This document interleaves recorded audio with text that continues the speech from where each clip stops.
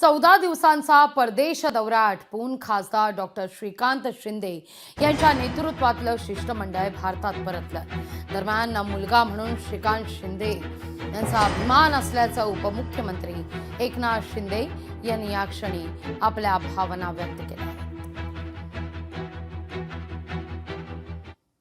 एक वडील म्हणून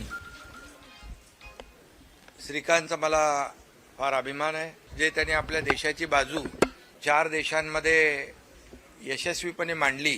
भारताची भूमिका, आपल्या 140 कोटी जनतेची भूमिका जगासमोर मांडण्याचा खऱ्या अर्थाने प्रयत्न आणि संधी एक इंटरनॅशनल प्लॅटफॉर्म श्रीकांतला मिळाला।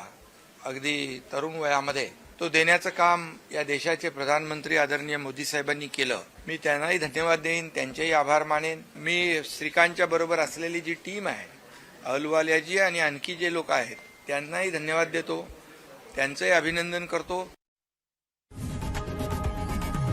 लोकशाही मराठी ऐका, पहा, जागरूक रहा।